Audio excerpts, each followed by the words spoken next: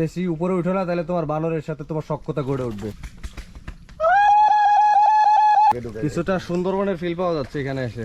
আসসালামু আলাইকুম রহমতুল্লাহ। সবাই কেমন আছেন? আশা করছি সবাই অনেক বেশি ভালো এবং সুস্থ আছেন। আমরা এখন যে জায়গাটিতে অবস্থান করছি এটি হচ্ছে সিলেটের গোয়াইনঘাটে অবস্থিত একটি অত্যন্ত সুন্দর মিঠা পানির জলবন, সেটার নাম হচ্ছে রাতারগুল।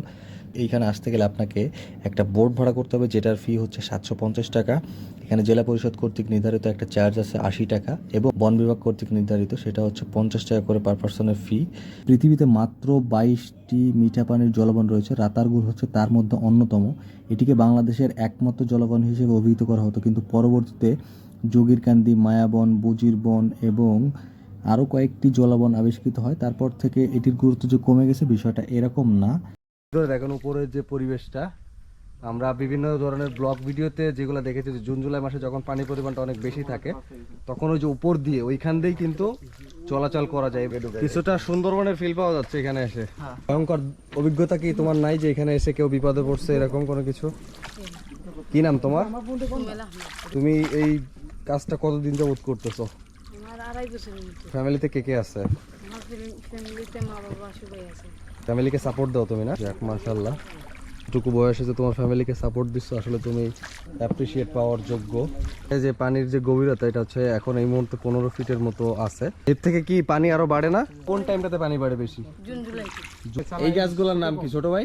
এই গাছের নাম করস গাছ। তুমি তো নকশা করতে করতে দিন শেষ করে দিচ্ছ ভাইয়া, দূর তো বেয়ে যাও না। বন্দনা করতেছে আগে নৌকার। হ্যাঁ, আমরা ভিডিও দেখে আসছিলাম যে সেই ফিলটা আসলে নিব, কিন্তু এখানে এসে সম্পূর্ণ হতাশ। তো সাজেস্ট করব আপনাদেরকে, যখন পানি বেশি থাকবে খোঁজ খবর নিয়ে ওই টাইমগুলোতে আপনারা রাতারগুলে আসবেন। বিশেষ করে জুন জুলাই মাসে আসার চেষ্টা করবেন। অন্য অন্য টাইম যে টাইম আছে ওই টাইমগুলো অ্যাভয়েড করার চেষ্টা করবেন। এই গাছগুলা দেখলে বোঝা যাচ্ছে এখানে শুকাই গেছে, এদিকে কোনো পানি নেই। পানি আছে, এখানে যাওয়া যাবে না? আচ্ছা, ওইখানে যাওয়া যাবে, আমরা দেখি যাওয়ার চেষ্টা করি। তবে আমার খুবই কষ্ট লাগতেছে যে আমরা ভিতরে যেতে পারতেছি না। ভিতরে যেতে পারলে অনেক ভালো লাগতো। বন্য প্রাণীর দেখা পেয়েছি, বানর অনেক এখানে। হ্যাঁ বলো। বানরের বিচি? এটা আমার হাতায় দেখতে হবে তোমার। ওই জায়গাটা কি পাখি জানো রে? হলুদ কালারের। পিকচার তোলার জন্য মেহেদি একদম পজিশন মতো চলে গেছে, তারপর পর রিয়াজ যাচ্ছে। সাবধান রিয়াজ, এখানে হয়তো সাপ পোক থাকতে পারে, এটা খুবই রিস্কি। এরা রিস্ক নিয়েছে তাই বলে যে আপনারা নেবেন, বিষয়টা এরকম না। এই বিষয়টাকে আমরা প্রমোট করতেছি না কোনোভাবেই। যদি উঠতে চান তাহলে নিজ দায়িত্বে আপনাকে এখানে উঠতে হবে। রিয়াজ বেশি উপরে উঠো না, তাহলে তোমার বানরের সাথে তোমার সখ্যতা গড়ে উঠবে। ঠিক আছে। না না, রিস্ক নিও না তুমি, কোনোভাবেও রিস্ক নিও না। উঠেই যাচ্ছে গাছে। কি রে? মাগুর মাছ। মাগুর না, এটা ডলফিন। আর নষ্ট কাঠ না, এটা কুমির। কুমির কুমির কুমির। হ্যাঁ, পড়ে যাবা। আচ্ছা, তোমাদের তো টাইম ফ্রেম দেওয়া থাকে মনে হয় 1-1.5 ঘন্টার মতো এরকম টাইম ফ্রেম। এখান থেকে বের হওয়ার টাইম কত? 5টা বাজে, তার মধ্যে থেকে এখান থেকে সবাইকে বের হয়ে যেতে হয়, তাই তো? আচ্ছা, এটার কারণ কি? এখানে কি কোনো ধরনের অকারেন্স ঘটে? তাহলে এই 5টা পর্যন্ত মানে টাইম ফ্রেম দেওয়ার কারণ কি? এরপরে 5টা পর্যন্ত দেওয়া মানে এখানে রাত্রে অনেক পশু থাকে, তারপর অনেক অন্ধকার হয়ে যায়, বারণি যায়। আচ্ছা আচ্ছা,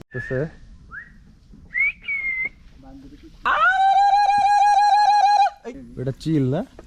হেডটাও সেই 4 জানার মতনই হয়েছে মোটামুটি।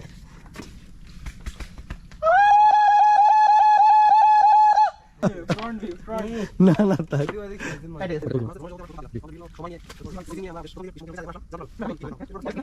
রিয়াজের কথাটা এরকম ছিল, হয়তো আপনারা কথা ক্লিয়ার শুনতে পারেন না। আমি একটু সারসংক্ষেপে বলে দিই। সেটা হচ্ছে যে আমাদের ভ্রমণ সম্পর্কে সেরকম কোনো অভিজ্ঞতা না থাকার কারণে আমরা আজকে রাতারগুলে এসে একটু হতাশ হয়েছি। একটু না, মানে সম্পূর্ণটাই হতাশ হয়েছি। তো যারা ভ্রমণ পিপাসু মানুষ যারা আছেন তারা অবশ্যই যে কোনো প্লেসে ভ্রমণ করার আগে অবশ্যই সে স্থান সম্পর্কে একটু জেনে নেবেন, তাহলেই সব থেকে ভালো হবে। ভিতরে যাওয়ার অনেক রাস্তা ছিল, কিন্তু পানি না থাকার কারণে যেতে পারলাম না, কষ্ট।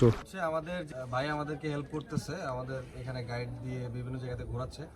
সুমেল আহমেদ ভাইয়ের কাছ থেকে আমরা একটা গান শুনবো। ভাইয়া শুরু করো। আমার ময়নাটিয়া আগুন মাসর দাম তুলিয়া করমু তোমায় বিয়া। আমার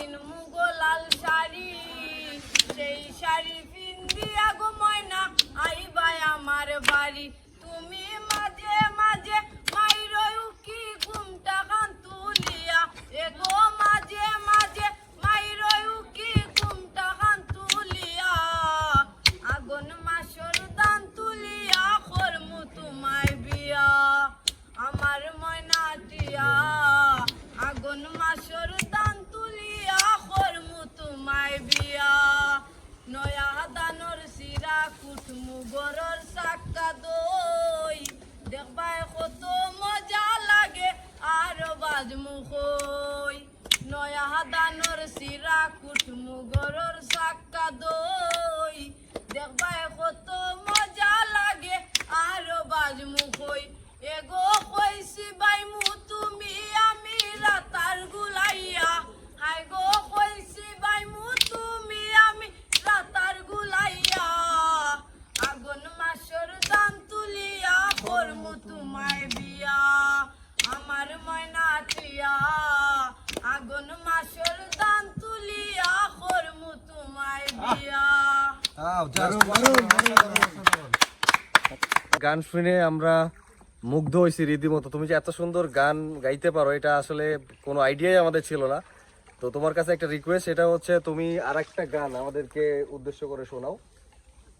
ও ফুরি খোয়া মারে বালা পাউনি বাড়ি আমার সিলেট বাবা লন্ডনি ও ফুরি খোয়া মারে বালা পাউনি বাড়ি আমার সিলেট বাবা লন্ডনি চাচা তখন সৌদি তার মামা ডুবাই আমেরিকায় তখন আমার আপন দুই ভাই চাচা তখন সৌদি তার মামা ডুবাই আমেরিকায় তখন আমার আপন দুই ভাই বন্ধুলা ভাই ফ্রান্স তখন এগো বন্ধুলা ভাই ফ্রান্স তখন নো প্রবলেম মানি ও ফুরি খোয়া মারে বালা পাউনি বাড়ি আমার সিলেট বাবা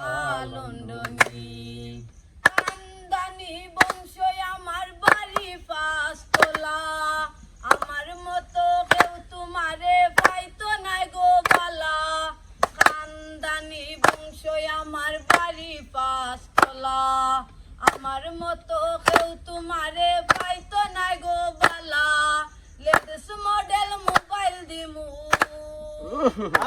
মাই লেটেস্ট মডেল মোবাইল দিমু হাওয়াই মুভি রানী ও ফুরি খোয়া মারে বালা পাউনি বাড়ি আমার সিলেট বাবা লন্ডনি কোটি টাকার কাবিন দিমু দিমু সোনার গয়না বিয়ার পর প্রথম দিকে এখানে আসার পরে পানি না দেখে আমরা হতাশ হয়েছিলাম, কিন্তু তোমার থেকে যে দুইটা গান আমরা শুনতে পেয়েছি এটা শোনার পরে আসলে আমাদের সে হতাশা কেটে গেছে।